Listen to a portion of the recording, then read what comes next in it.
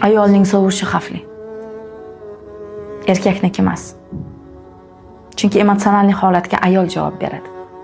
Erkak bir nechta ayollarga borishi mumkin, lekin o'sha oilada ajrim bo'lmasin, birga yashash tanlovi bo'ladigan bo'lsa va ayolning ko'ngli sovigan bo'lsa, bu juda og'ir holat.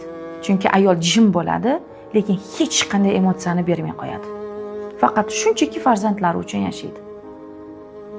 Bunda na erkak, na farzandlar qandaydir ruhiy sog'lomlikni his qiladi. Hech qanday ruhiy sog'lomlik holati bo'lmaydi. Va shuning uchun erkakning xiyonat qilgani yoki erkakning ayolga nisbatan qandaydir sovigani emas, ayolning erkakka nisbatan sovigani yomonroq.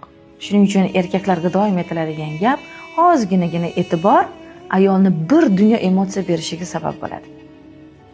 Bizda teskari o'ylashadi. Go'yo pul bo'lmasa hammasi tugadi.